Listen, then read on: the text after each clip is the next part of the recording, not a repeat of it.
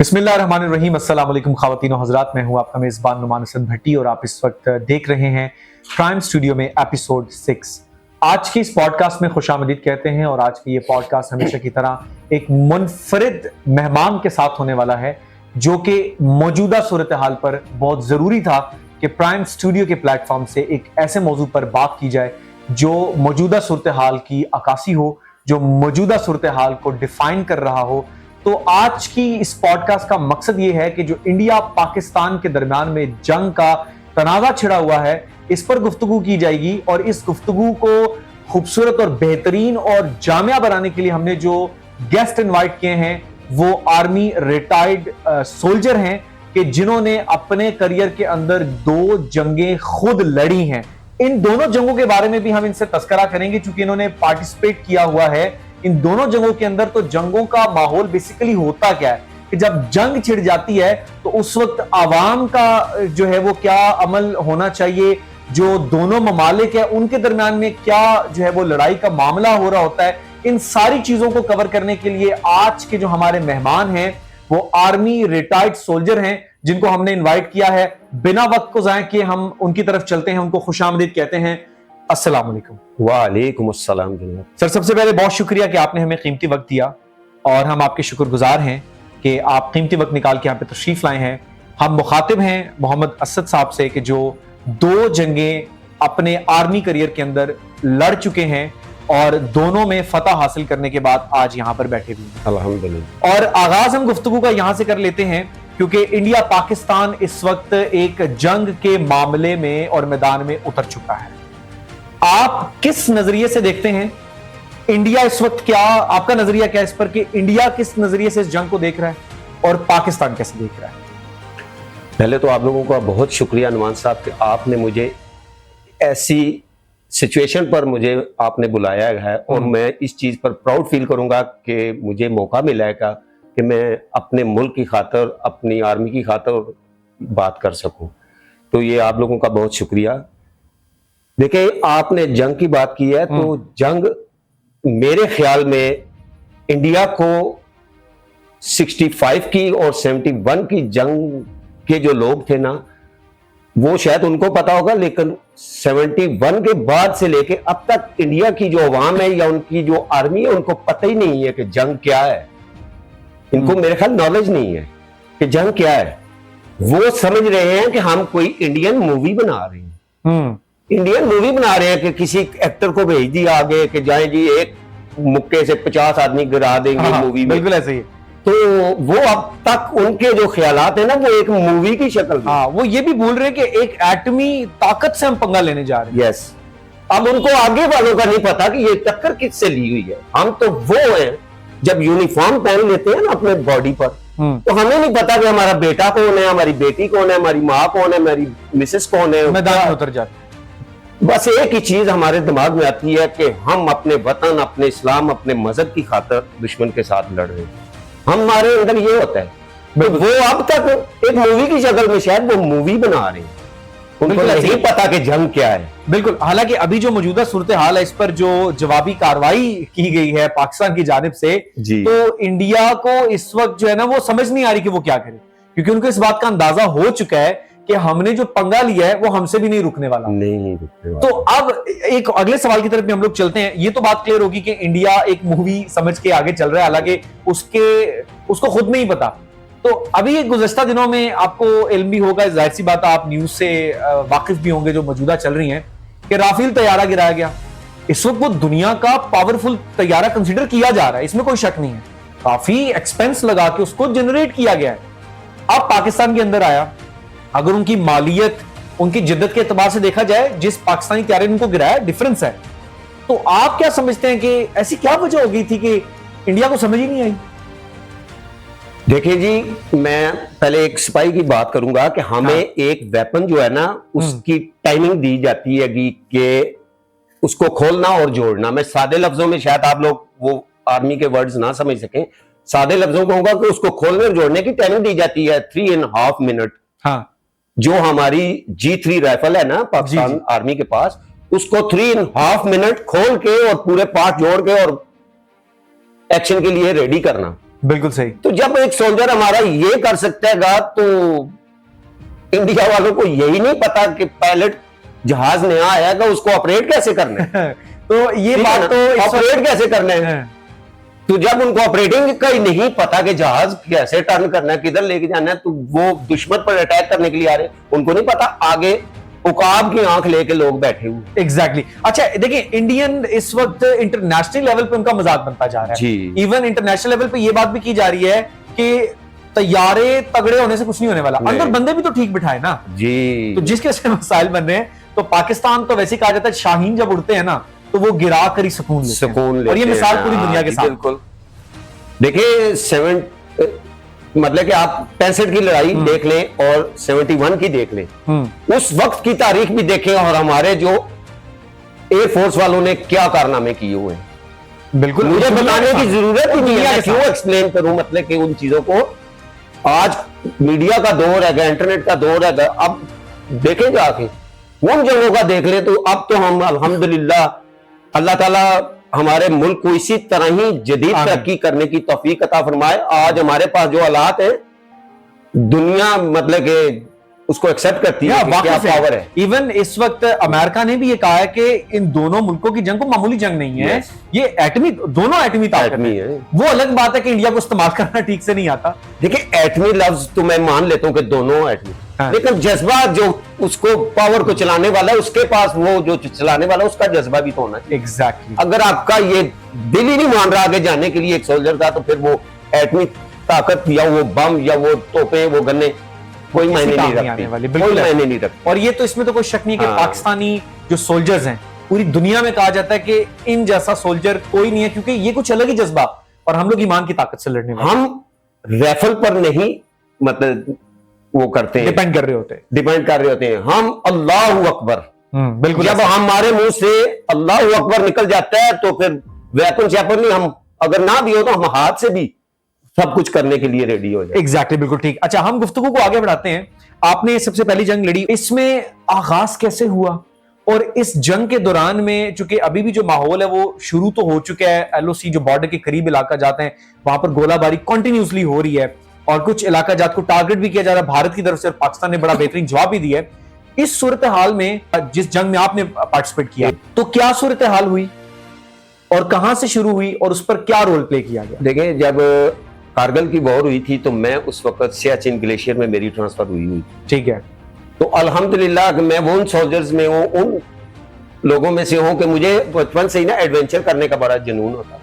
तो मैंने बहुत ज्यादा लॉन्ग टाइम जो है ना अपना वहां पे ट्रांसफर अपनी स्टे करवाई रखी है। खुद आपने वहां पे? खुद। ठीक है ना, वरना एक सोल्जर की 1 ईयर जो है ना वो वहां पे स्टे होती है। बिल्कुल सही। एक पोस्टिंग, लेकिन मैंने लॉन्ग टाइम किया। ठीक है, लेकिन जंग तो मतलब कि जिसने नहीं देखी उसको तो पता ही नहीं है कि राइफल बस चल रही है, गोली चल रही है, बम चल रहे हैं। लेकिन जब आप बॉर्डर एरिया पे होते हैं तो जंग क्या होती है, एक सोल्जर के ऊपर क्या होती है, उसकी जिंदगी किस तरह गुजर रही होती है, ये वही जानता है। एक आम आदमी को नहीं पता कि वॉर क्या आएगा। हमें ये पता है कि जी हमने फायर कर रहे हैं, जी फौजी हमारे मार रहे हैं, गोले मार रहे हैं। ठीक है, लेकिन एक बहुत मुश्किल मतलब के मरला होता है। क्यों कि उसने एक सोल्जर ने आगे लड़के पता नहीं कितने लोगों की हिफाजत करनी होती है। जी बिल्कुल ऐसे, ठीक है, तो कितने लोगों की, मैं मुल्क की नहीं बात कर रहा हूं, चलो एक सोल्जर पर हम डिवाइड करते हैं ना कि एक सोल्जर ने कितने लोगों की हिफाजत करनी होती है। तो वो एक सोल्जर की वजह से आप और दूसरा और तीसरा बंदा सुकून से पीछे बैठा होता है। बिल्कुल, बहुत मुश्किल चीज है। तो क्या जज्बा आपने देखा? आप में आपसे तो चूंकि जाहिर सी बात आपकी आवाज और गुफ्तगू से लग रहा है कि आपका अभी भी जज्बा क्या है, लेकिन जब आप पार्टिसिपेट कर रहे थे, प्रैक्टिकली वहां मौजूद थे, आपके साथ जो सिपाही थे, साथ शहीद भी हो रहे होंगे, जख्मी भी हो रहे होंगे, उससे क्या कैफियत थी? आपके ज़हन में क्या चल रहा होता था? और सिपाही जो आपस में थे उनके दरमियान में क्या गुफ्तगू हो रही होती थी? अच्छा, एक चीज मैं आपकी क्लियर कर दूं कि आर्मी में मुख्तलिफ शोबे हैं ना। ठीक है, मुख्तलिफ शोबे हैं, कोई एयर डिफेंस है, कोई अटरली है, कोई मतलब कि इस तरह की। मेरा जो तलक था ना वो पाकिस्तान आर्मी मेडिकल कोर्स से था। हालांकि वेपन हमारे पास भी होता था पूरी, मतलब कि हम उसी इक्विपमेंट में होते थे। हमारा जो काम होता था कि हमने दौराने जंग, दौराने मूवमेंट हमने अपने जख्मी, अपने अल्लाह ना करे डेड बॉडीज को रिकवर करना, जख्मी को वहीं हमने फर्स्ट एड करके आगे फिर मूव करवाना, हमारा ये काम होता है। तो हम मतलब कि प्रॉपर उसी तरह ही हम मतलब कि जंग में होते हैं, जैसे कर रहे होते थे कि अल्लाह ना करे अगर यहाँ तक बारी आती है तो आप लोग हम भी अपना वेपन दुश्मन पर यूज करते हैं, क्योंकि उस दौरान फायर हो रहा होता है ना कि आप दुश्मन की तरफ से आ रहा होता है, तो हमने अपनी रिकवरी करनी होती है। तो मेरा जो सवाल है ना, उस दौरान में सोल्जर्स गुफ्तगू तो करते होंगे, आप शहीद भी हो रहे होंगे, जख्मी भी हो रहे होंगे, वो कैफियत, आप उस कैफियत को किन लफ्जों में बयान करेंगे? कोई आपने बात की उस दौरान किसी से, कोई ऐसी चीज आप शेयर करें? सबसे बड़ी बात एक ही आती है, उस टाइम तो कोई दुनिया की चीज हमारे दिमाग में आती नहीं। हम एक दूसरे से अगर बात कर रहे होते हैं तो ये कहते हैं कि यार दुआ करना कि अल्लाह की जात मुझे शहादत की मौत दे, और मैं अगर मरता हूं तो मेरे मुझसे कम से कम दुश्मन के 3 नहीं तो 6 नहीं तो 8-10 लोग मेरी गोली के निशाने पर आए। कारगिल की जंग थी और सारी दुनिया उससे वाकिफ है कि पाकिस्तान के फौजी जवानों ने किस तरीके से फतह हासिल की। और मुझे ये भी बताइएगा कि मौजूदा सूरत हाल, अब चूंकि जंग का समा तो लग रहा है और कुछ मीडिया पर यह भी कहा जा रहा है कि जंग नहीं, इसको लड़ाई बोलें, क्योंकि इंडिया इस काबिल ही नहीं है कि वो जंग लड़ सके, उसकी कैफियत ही नहीं है जंग लड़ने की। लेकिन अगर इससे ज्यादा खुदा न ख्वास्ता हंगामी सूरत हाल बनती है तो पाकिस्तान का टारगेट क्या होगा? आप एज अ सोल्जर क्या समझते हैं? आपकी प्रिडिक्शंस क्या हैं? आप बीइंग अ सोल्जर आप क्या समझते हैं? और इंडिया का क्या हो सकता है और पाकिस्तान किस लेवल तक जा सकता है? जरा इस पर रोशनी डालिए। देखिए जी, अभी तक तो जो सिचुएशन चल रही है कि ये एज ए सोल्जर मैं भी कहूंगा कि ये हमारे नजदीक, उनका नहीं पता, हम इसको जंग तो नहीं कहेंगे, ये तो हम छोटी छोटी झड़पें कर लें, ठीक है ना, कि वो कुछ कर रहे हैं तो हम उनको समझा रहे हैं कि ना करो, थोड़ा सा हम भी एक पटाखा सा गुज़िश्ता रात एक दिया भी है और वो घबरा गए। अगर जंग हुई तो अल्हम्दुलिल्लाह इंडिया को पता चलेगा सियाचिन से लेके वाघा बॉर्डर तक कि वाकई पाकिस्तान की आर्मी जो है ना अब मूव करने शुरू हुई है। अभी तक तो हमने कोई ऐसी मूवमेंट दिखाई नहीं है। जी बिल्कुल, हाँ जी, आज रात को थोड़ा सा मतलब कि उनको बताया हमने, एक जवाबी कार्रवाई दी आज रात को, और उसके बाद भी हमारे जो आर्मी ऑफिसर्स हैं उन्होंने ये प्रेस रिलीज किया है कि हम अभी भी आपको कह रहे हैं कि हम बीइंग अ मुस्लिम अमन चाहते हैं। इससे अभी तो हम लोगों ने कुछ भी नहीं किया तो आप लोग घबरा गए, तो ये तो अभी उन्होंने रिलीज भी किया है। बिल्कुल, हम जब इससे आगे जाएंगे तो फिर तो आपकी समझ से बाहर हो जाना मामला। उनको पता ही नहीं है जी। मैं अगर मुझसे रियल बात पूछते हो ना तो अभी तक तो हमारी मूवमेंट का उनको पता ही नहीं कि हमने मूव किया भी है कि नहीं।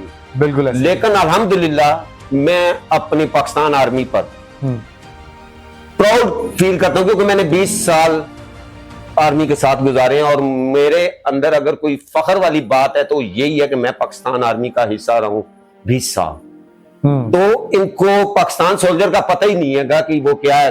अल्हम्दुलिल्लाह जिस दिन हमें ऑर्डर मिल गया कि ठीक है जी अब आपने अटैक करना है, तो फिर इंडिया को वो पंजाबी कहने ना लग पता जाएगा। हाँ, वो अपने मुंह के बल गिरेंगे। हाँ जी, आज तक वो मतलब कि ऐसे है कि जैसे होली मना रहे हैं। हाँ, वो होली मना रहे हैं पटाखे शटाखे चला के, हम पटाखे नहीं चलाते। ठीक है, जब वो वक्त आएगा तो दुश्मन को बताएंगे ये जो हमारे पाकिस्तान आर्मी के सोल्जर्स हैं। अल्हम्दुलिल्लाह अल्लाह की जात ने इस्लाम की ताकत हमें दी हुई है। अल्लाह अकबर का नारा हमारे अंदर दाखिल किया हुआ है। जब हम ये लगा के निकलेंगे तो मोदी का अब्बा भी जो है ना वो भी इंशाल्लाह ऐसे तौबा तौबा करेगा। बिल्कुल ऐसा। हाँ जी, इसमें तो कोई शक नहीं है। पाक फौज के जवान सीना तान के हर जगह पे दिखाई देते हैं और हमारी कुछ बॉर्डर्स वाले एरिया से कुछ जवानों की वीडियोस भी आई हैं। उन्होंने अवाम को कहा है कि आप आराम से सोएं, हम इधर हैं, आपको टेंशन नहीं करनी, आप अच्छे ख्वाब देखें। बल्कि उन्होंने तो ये भी एक वीडियो मेरे पास आई है कि आप ख्वाबों में ये भी तस्वर कर लें कि इंडिया अगर छेड़ेगा तो ये तबाह हो जाए। तो अच्छा, अब हम एक और जरा बात कर लेते हैं। ये आपको भी पता होगा कि भारतीय मीडिया काफी चर्चे चल रहे हैं और इंटरनेशनली लेवल पे इनके ऊपर इन शॉर्ट ये कह लें कि थू की जा रही है। तो भारतीय मीडिया, आप भी जैसे पता इन दिनों आर्मी सोल्जर आपको तो ज्यादा होगा कि आप एक्टिव होते होंगे, न्यूज चैनल को देख रहे होंगे कंटिन्यूअसली। उस वक्त मीडिया ने क्या रोल प्ले किया? पहले मौजूदा सूरत हाल पे बताइएगा कि मीडिया इस वक्त क्या रोल प्ले कर रहा है, भारतीय मीडिया। देखिए जी, इस टाइम जो इंडियन मीडिया है मैं ओवरऑल मीडिया की तो बात नहीं करूंगा ना। जी, भारतीय मीडिया की। मैं इंडियन मीडिया की बात करूंगा, भारत की। उन्होंने तो अपनी बातों में समझ ले कि पाकिस्तान तो क्या दुनिया फतह कर ली। दुनिया फतह कर ली। मतलब उन्होंने तो ये कह दिया, वो भी हमने ले लिया, वो भी ले लिया, वहां भी बैठ गए, जाके वहां भी बैठ गए। जबकि जिन जगहों का वो नाम ले रहे हैं, हम उधर रात के 2:30 बजे भी वो सड़कों के किनारों पे ना वो पाए खा रहे हैं, कराची के और चैनल देख रहे हैं, ऐसे लगाए हैं ना लोगों ने, मतलब स्टॉल्स पे चैनल देख रहे हैं, वहां मजे कर रहे हैं, साथ में मतलब के एंजॉय कर रहे हैं। वो जिन जगहों का वो कह रहे हैं जी हमारी आर्मी वहां ये कर गई तो वो कर गई, अच्छा, वहां सीधी पाए खाए जा रहे हैं। भारतीय मीडिया ने तो हमारे वजीर आजम शहबाज शरीफ साहब को भी उन्होंने वो कह रहे वो भाग गए, और हमारे जो आर्मी चीफ हैं उनको उन्होंने गिरफ्तार कर लिया है। अब ये भारतीय मीडिया का कहना है। पहले तो इंडियन मीडिया से ये पूछे कि हमारा कोई एक, हमारे वजीर आजम तो बहुत दूर की बात है ना, वो बॉर्डर के नजदीक का कोई एक बंदा बता दे कि उन्होंने पकड़ लिया हो, और ये घंटों तक न्यूज चलाते हैं। बता दे मुझे कि बॉर्डर के नजदीक से कोई हमारा एक बंदा सिविलियन वो पकड़ लिया हो तो बताएं। वजीर आजम के तो आगे पूरा पाकिस्तान खड़ा है, पूरा पाकिस्तान खड़ा है। बिल्कुल ऐसे ही है। ठीक है जी, पहले तो हमारी पाक आर्मी खड़ी है अपने, और उसके पीछे अवाम है, फिर हमारे लीडर है। बिल्कुल ऐसे ही है। ठीक है, तो जब हम अपने बड़ों की दफा करने के लिए तो खुद बैठे, तो ये कैसे दुनिया के सामने अपनी नाराजगी खुद दिखा रहे हैं, बस ये अपनी आवाम को बेवकूफ बनाने के लिए। उनकी आर्मी शायद मीडिया के सर पर ही मेरे ख्याल ये सारा कुछ कर रही है कि मीडिया हमें जो है ना प्राउड, उन्होंने गर्म जोशी का माहौल बनाया हुआ है, हालांकि वो अपने मुंह के बल गिर रहे हैं, होम से कुछ नहीं रहा। उस वक्त मीडिया किस तरीके से आवाम को एजुकेट कर रहे थे, अभी जो कि अभी भी रोल चल रहा है ना, अभी भी मीडिया का बड़ा एक अहम रोल होता है, उस वक्त किस तरह से रोल? एक बॉर्डर की वॉर थी ना, सियाचिन की। जी बिल्कुल, ठीक है ना। बाकी ओवरऑल तो जब किसी एक बॉर्डर से मूव होता है, अटैक होता है, तो छोटी छोटी तो झड़पें जो है ना दूसरे बॉर्डर्स पे होती हैं, लेकिन जो मेन वॉर थी हमारी वो कारगिल वाली थी, सियाचिन के बॉर्डर से थी। ठीक है, लेकिन मैं अपने मीडिया की बताता हूँ कि जो हमारा उस टाइम मीडिया था, तो हमें एज ए मुसलमान होने की हैसियत से भी एक सबक मिला होता है ना कि झूठ बोलना हमें हमारे मजहब में गुनाह है, कि हम तो झूठ की तरफ इसलिए नहीं जाते हैं कि अल्लाह की जात हमें इजाजत ही नहीं दी कि झूठ बोले, तो हम तो वो बात हमारा मीडिया देता था कि जो हमने की होती थी। कभी उन्होंने नहीं ये कहा कि हमने एक सोल्जर को अगर डेड किया उनके दुश्मन के, तो हमारे मीडिया ने कहा जो हमारा एक सोल्जर थी वो पहाड़ पे गया, उसने 10 लोगों को और इतनी बिल्डिंगें उड़ा दी हैं। नहीं, बिल्कुल। क्यों? हम जो करेंगे वो बताएंगे, और वो दुनिया भी देखेगी, दुनिया देखेगी ना। पाकिस्तान ने जो कुछ उनके नुकसानात किए ना, वो हम ना दिखाए ना, दुनिया पूरी दिखा रही है। ये जो इंडिया ने किया इस वक्त वो कोई भी नहीं दिखा रहा। हमारे जनरल साहब ने कल की बात है कि उन्होंने कहा है कि हमने तो अभी तक वॉर का आगाज किया ही नहीं। हाँ, लेकिन जिस दिन हमने आगाज किया तो खाली वागा से नहीं, सियाचिन से लेके सियालकोट जितने हमारे बॉर्डर हैं वहां से पता चलेगा कि अब पाकिस्तान फौज कदम आगे बढ़ाएगा, फिर दुनिया देखेगी। अभी तो आप कह रहे हो ना झूठ बोल के कि जी इसने वो कर दिया वो कर दिया, अभी हमने किया नहीं है। ये हमारे मतलब आर्मी के जो हमारे कमांडर है ना उन्होंने कहा, लेकिन जिस दिन हमने मूव किया, हमने अटैक किया, फिर हमने आपको नहीं बताना, हमने पूरे वर्ल्ड को बताना है कि पाकिस्तान मूव पाकिस्तान जा रहा है, दुश्मन पे अटैक कर दे। ये होगा हमारा, फिर आपको हमें बताने की जरूरत नहीं है, दुनिया को खुद पता चल जाएगा कि हम लोगों ने कदम बढ़ाया है। अभी तो समझा रहे हैं, सच्ची बात है, हमारी जो आर्मी है ना, हमारे जो लीडर है, हमारे जो सिपा सलार है, वो इनको बता रहे हैं बाज आ जाओ, ना करो। ठीक है, लेकिन ये अब बाज आ नहीं रहे हैं। तो आज रात को थोड़ा सा हमने बताया तो बौखला के शिकार हो गए। उनकी जो मतलब कि वो है कि तर्जमान आर्मी की, उसने अभी मतलब कि आज इंटरव्यू दिया है। बिल्कुल ऐसे। वो मैं तो अवाम को कहूंगा देखो जाके, उनकी जो लेडी है ना तर्जमान खिलाए हुए हैं, उसने आगे इंटरव्यू दी है। बिल्कुल ऐसे। तो इंडिया हमारे लिए मैं तो कुछ भी नहीं समझता हूँ। बिल्कुल ऐसे। और ये इंशाल्लाह ये जो इन्होंने छिड़खानी की है, वक्त आने पे इनको ये पता भी चल जाएगा कि इन्होंने जो काम कर दिया है अब इनसे खुद भी नहीं रुक सकेगा, और जब पाकिस्तान की तरफ से कदम आगे बढ़ाएंगे तो ये इनका निशान भी मिट जाना, और इनको ये जो बड़ी एक तादाद में इनका बड़ा मुल्क इन्होंने बना के रखा है, ये कुछ नहीं इनके पास बचने वाला है। जगह वसी हो जाने से, जमीन बड़ी ले लेने से आपका जज्बा तो वो नहीं हो सकता है। बिल्कुल ऐसे। ये कुदरत की तरफ से और अल्लाह की तरफ से होता है। हमारे पास ईमान की दौलत है, ईमान वाला है, ठीक है ना। तो अब एक पत्थर को पूजने वाला क्या करेगा, हम तो अल्लाह अकबर करके निकलते हैं। बिल्कुल ऐसे ही है जी। तो अब तक की गुफ्तगू आपने देखी जो मौजूदा सूरत हाल है उस पर, कि इंडिया के जानिब से जो शरारत की गई और पाकिस्तान की जानिब से जो जवाब दिया गया, और इसमें जो मीडिया का रोल प्ले हो रहा था भारत की जानिब से और पाकिस्तान की जानिब से, उस पर भी गुफ्तगू की गई, और जंग एक्चुअली होती क्या है इस पर भी बात की गई। और अब हम असद साहब से एक ऐसे मौजू पर गुफ्तगू करने वाले हैं जो खसूसी तौर पे इनकी जात से जुड़ा है। इनसे सबसे पहला सवाल हम ये पूछेंगे कि असद साहब मुझे ये बताइएगा कि आपने आर्मी को ज्वाइन क्यों किया? बड़ा सादा और मुख्तसर सा सवाल। ये आपने सवाल बिल्कुल मेरी मर्जी का किया और मैं चाहता था कि आप मुझसे पहले तो ये सवाल करें कि मैं आर्मी मैंने क्यों ज्वाइन की। बिल्कुल सही, ठीक है ना। देखिए बचपन होता है जी, बिल्कुल ऐसे ही है। हर एक बच्चे के दिल में ना उस वो दो वक्त के मुनासिबत से ना कोई बात आती है। तो मेरे अब्बू जो है ना वो भी आर्मी से ही रिटायर्ड थे। ठीक है।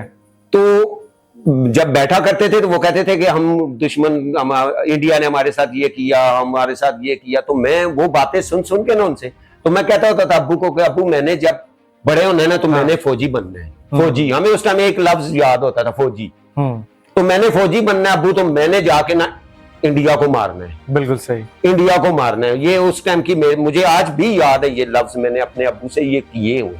ठीक है। तो वो एक माइंड तो मेरा था बचपन में। जैसे ही मतलब कि मैंने 18 साल अंडर 18 में था तो मैंने आर्मी ज्वाइन कर ली थी।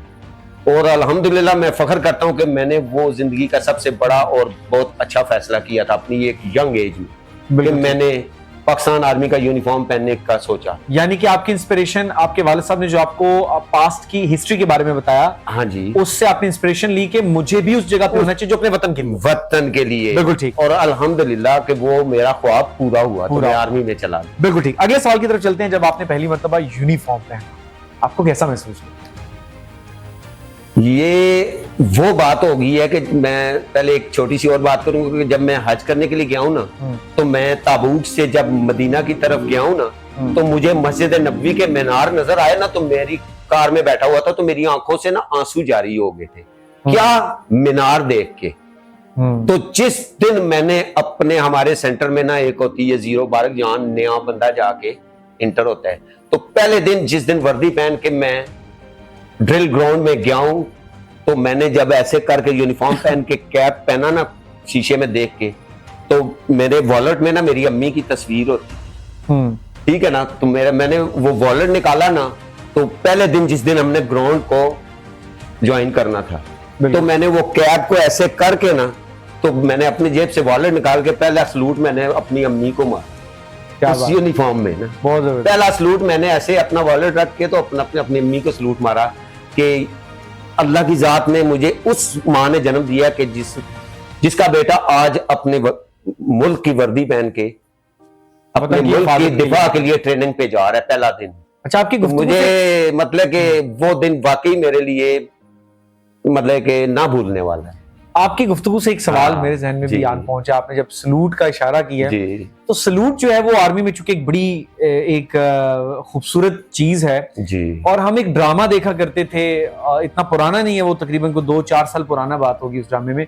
उसमें एक यंगस्टर होता है वो आर्मी में, जो उसका सलूट सीधा नहीं हो रहा होता। तो ये सलूट कोई स्पेशल इसका एक्ट प्ले किया जाता है, सिखाया जाता है, इस पर जरा बताइएगा, जो बड़ा मुझे बेहतरीन सवाल लग रहा है। शायद आपको ना पता हो, लेकिन मैं आपको बता देता हूँ कि हमारे पाकिस्तान के 3 सलूट हैं, जो हमारी 3 फोर्सेस है ना। हाँ। पाकिस्तान आर्मी, नेवी, एयरफोर्स, इसके 3 सलूट हैं और तीनों मुख्तलिफ हैं। हाँ, ठीक है ना। हमारे जो पाकिस्तान आर्मी का सलूट है ना, वो ये जो सेंटर फिंगर है ना, ये हमारी आइस है ना, इसके बिल्कुल लेवल पे होना चाहिए। बिल्कुल सही। ठीक है। और हमारी जो एयरफोर्स का सलूट है वो ये है, हो गया नहीं, इस तरह शेप में आपने। ठीक है। और हमारी जो बड़ी फौज है उसका सलूट ये है, ये है। बिल्कुल। तीनों की शक्लें अलग हैं। ये काफी इंफॉर्मेटिव बात होगी हमारे व्यूअर्स के लिए, और टू बी वेरी ऑनेस्ट कि ये मेरे कुछ लोगों को पता है कि सलूट क्या आएगा, लेकिन ये तीनों मुख्तलिफ हैं और सलूट हैं। बिल्कुल सही। अगले सवाल की तरफ चलते हैं। सबसे यादगार जगह जिस पर आपकी पोस्टिंग हुई और आपका दिल चाहो कि यार 2-4 दिन और रह लूं ना तो बड़ा मजा आता। हाँ, मुझे अपनी जवानी आपने याद करवा दी है। मैंने स्टार्ट में भी शायद कहा था कि मुझे एडवेंचर करने का बहुत जुनून होता था, तो मेरा फेवरेट एरिया जो था ना, हाँ। कि जहां मैं चाहता था कि मेरी ट्रांसफर अगर रुक नहीं सकती तो बार बार होती रहे, इधर ही ना, वो ग्लेशियर का इलाका था, सियाचिन का, बर्फ के इलाके और पहाड़ें ऊंची ऊंची बिल्कुल। ऊंची, कि कहते हैं ना कि पता तो तब चलता है कि मतलब कि आसान से आपको रोटी मिल जाए ना, तो उसका मजा कुछ और होता है। जो आप स्ट्रगल करके खाना खाते हो ना, उसका मजा कुछ और होता है। जब हम उस एरिया पे जब दुश्मन की पोस्टों के ऊपर मूव करके जाया करते थे ना, तो मैं कहता हूं कि उसका कोई मजा ही कुछ और है। तो मेरा फेवरेट जो है ना बॉर्डर एरिया, वो सियाचिन ग्लेशियर है। बिल्कुल ठीक है। और इस सेगमेंट का आखिरी सवाल आपसे पूछते हैं कि एक सोल्जर की जिंदगी में, जब आप आर्मी में थे और आपकी जिंदगी में, आप क्या फर्क महसूस करते हैं? देखिए, जब आर्मी में मैं था ना, तो मैं अपने आप को एक पावर समझता था। हालांकि मैं एक छोटा सा सोल्जर था, मेरा कोई रैंक इतना बड़ा नहीं था, कुछ नहीं था, लेकिन मेरे लिए वो भी प्राउड है कि मैं सोल्जर था। पाकिस्तान के दिफा के लिए हर वो शख्स जो मौजूद है वो काबिल फख्र है जी। लेकिन मैं अपने आप को पावर वाला समझता था। अल्हम्दुलिल्लाह कि दुश्मन के लिए तो मैं आज एक 61 का भी हूं। मैं दुश्मन के लिए तो आज मुझे मेरी पाकिस्तान आर्मी मुझे आज कॉल करे, अल्हम्दुलिल्लाह। ये मैं कुछ मतलब कि जज्बाती होकर नहीं बात कर रहा हूँ कि या आपके प्रोग्राम में मतलब कि या आवाम को बताने के लिए, ये मेरा जज्बा है कि मुझे आज भी कॉल करे तो मैं 61 का भी मतलब कि अल्हम्दुलिल्लाह मैं ये बैठा हुआ हूँ, लब्बैक कहने के लिए तैयार। मैं कहता हूँ कि मैं अभी भी जाने के लिए तैयार हूँ। बिल्कुल ठीक। और मैं फिट हूँ, और मैं रिक्वेस्ट करूंगा अपने उन लोगों को कि हमें ना देखें कि हम पुराने सोल्जर हैं, हमें कॉल करें, हम आने के लिए तैयार। बिल्कुल ठीक, बहुत शुक्रिया। ये था हमारा वो सेगमेंट जिसमें हमने आपके मुतालिक कुछ सवाल किए। अब चूंकि हम पाकिस्तान के जो हमारी फोर्सेज हैं उनकी कुछ शख्सियत आपको दिखाएंगे जो हमारी स्क्रीन पे चलने वाली हैं, और आपने उनको 10 में से मार्क्स देने होंगे। ये हम कोई पॉलिटिकल बात नहीं कर रहे, हम पर्सनालिटी और आपके फेवरेटिज्म की बात करें। जो आपके फेवरेट लोग हैं उनको आपने मार्क्स देने होंगे। सबसे पहले हमारी पहली तस्वीर सामने लाई जाए, जनरल राहील शरीफ। आप इनको 10 में से कितने नंबर देने वाले हैं? एक लफ्ज मैं पहले बोल दूंगा। ठीक है।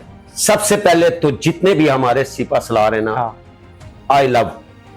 बिल्कुल है, मतलब उनके लिए लव तो है ही, काबिल है ही नहीं। मतलब मैं उनको कुछ उनके बारे में तो कुछ कह ही नहीं सकता हूँ। मतलब कि मुझसे सबसे प्यार है। बिल्कुल ठीक, क्योंकि हमारे वो सीनियर है, हमारे ड्राइवर है, तो ये लफ्ज तो है सबके। जी बिल्कुल सही है। तो हम एज आपकी फेवरेट पर्सनालिटीज के एतबार से कर रहे हैं, तो आप जनरल राहील शरीफ को 10 में से कितने मार्क्स देंगे? जनरल राहील शरीफ को मैं 10 में से ना 8.5। 8.5 ठीक हो गया, यानी 8.5 इनको नंबर मिल गया। ठीक है, अगली तस्वीर की तरफ चलते हैं हम लोग। अगली तस्वीर हमारे पास आ गई जनरल कमर जावेद बाजवा साहब जी, इनको भी मैं दूंगा 8। इनको आधा नंबर कम कर दिया। ठीक हो गया, अगली तस्वीर लगाएं जी। अगली तस्वीर पे चलते हैं, हमारे साथ हैं जनरल परवेज मुशर्रफ साहब। इनको मैं दूंगा जी 9 मार्क्स देंगे। ठीक हो गया, अगली तस्वीर की तरफ हम लोग चलते हैं, जनरल आसिम मुनीर। अल्हम्दुलिल्लाह इस टाइम तो ये जो कुछ हैं वो सब दुनिया को पता है। इनको मैं दूंगा 9.5 देंगे। आगे चलते हैं हम लोग, आगे हमारे पास आ जाते हैं जनरल जहांगीर करामत जी, इनको भी 8.5। आगे चलते हैं हम लोग, आगे हमारे पास मुझे जनरल अशफाक परवेज कियानी साहब, मतलब 8.5 ही है। 8.5 है। आगे चलते हैं हम लोग, आगे हमारे पास जनरल टिक्का खान जी, 8 मार्क्स देंगे। आगे चलते हैं हम लोग, जनरल अयूब खान। जनरल अयूब खान तकरीबन 8.5। तो इसका मतलब ये हुआ कि आज के जो सबसे ज्यादा मार्क्स आपने दिए ना, वो जनरल आसिम मुनीर साहब को दिए हैं। Thank you so much sir, बहुत शुक्रिया कि आपने कीमती वक्त दिया। और मैं आपसे गुजारिश करना चाहूंगा कि आखिर में मौजूदा सूरत हाल में जो आप देख रहे हैं, अवाम को क्या मैसेज देना चाहेंगे जो जरूरी और अवाम को उस पर अमल करना जरूरी है? अवाम को एक पैगाम दे। मैं अपनी अवाम को तो ये कहूंगा कि इस टाइम जो सिचुएशन चल रही है, आप लोगों ने तो टेंशन तो लेनी नहीं है। क्यों कि हमारे सरबराह, हमारे मुहाफ़िज़ जो है ना, इस टाइम हमारी दिफा के लिए खड़े हैं। हमें तो गम फिक्र ही नहीं होना चाहिए अब हमारी अवाम को। अल्हम्दुलिल्लाह आप लोग अच्छी नींद सोएं, किसी इंतशार में ना जाएं, किसी की बातों में ना जाएं कि दुश्मन ये कह रहा है वो कह रहा है। आज इंडिया की आर्मी, इंडिया की मीडिया जो है ना, मुख्तलिफ किस्म की अफवाहें फैला रहा है, लेकिन हमारी अवाम कभी भी उनकी अफवाहों में न जाएं। जो हमारे सिपा सलार की तरफ से आता है, कुछ पैगाम आता है, उस पर फोकस रखें। डरने की जरूरत नहीं है। डरेंगे हम इसलिए नहीं है कि हम अपनी आर्मी के साथ नहीं, बल्कि उनके बिल्कुल राइट एंड लेफ्ट खड़े। आप लोगों के अंदर भी जज्बा होना चाहिए। मैं पाकिस्तान अवाम को कहूंगा कि आप लोगों के अंदर भी वही सोल्जर जैसा जज्बा होना चाहिए। अपनी पाक आर्मी को बताएं कि हम आपके पीछे नहीं, पीछे वाले जो है ना वो अक्सर भाग भी जाते हैं, उनसे कहें हम आपके राइट एंड लेफ्ट दोनों तरफ खड़े हैं। जब आप इस साइड से कहेंगे हम आपके साथ हैं, हम अपनी फौज के साथ हैं, अपने वतन के लिए हमारी आर्मी नहीं, हम भी कुर्बान होने के लिए तैयार हैं एज ए अवाम। तो मेरी रिक्वेस्ट है कि अल्हम्दुलिल्लाह अल्लाह और उसके रसूल का नाम लेके सुकून से जिंदगी गुजारें। हमारी दफा के लिए हमारे मुहाफ़िज़ का हमारे साथ खड़े हैं और अपने मुल्क और अपनी सरजमीन को वो आंच भी नहीं आने देंगे इंशाअल्लाह। बहुत शुक्रिया असद साहब, आपने कीमती वक्त निकाला और यहाँ पे तशरीफ लाए और हमें मौका दिया कि मौजूदा सूरत हाल जो चल रही है इंडिया पाकिस्तान के दरमियान में उस पर अहम गुफ्तगू की जाए। बहुत शुक्रिया और यकीनी तौर पे आज की गुफ्तगू हमारे व्यूअर्स के लिए काफी फ्रूटफुल होगी। थैंक यू सो मच हमारे तमाम देखने वालों का जिन्होंने इस वीडियो को पूरा देखा, और कमेंट सेक्शन में अपनी राय जरूर दीजिएगा और एक मर्तबा कमेंट सेक्शन में पाकिस्तान जिंदाबाद, पाक फौज जिंदाबाद का नारा जरूर लगाइएगा और हमें यह भी बताइएगा कि नेक्स्ट पॉडकास्ट के अंदर आप किस मेहमान को किस मौजू पर बात करते हुए देखना चाहते हैं। मजीद हमारे वीडियोस ऐसी देखने के लिए हमारे चैनल को सब्सक्राइब करें और ज्यादा से ज्यादा इसको आगे शेयर करें ताकि आपको नई नई अपडेट्स मिलते रहें। बहुत शुक्रिया। दीजिए नुमान हसन भट्टी को इजाजत। अल्लाह ने के बाद।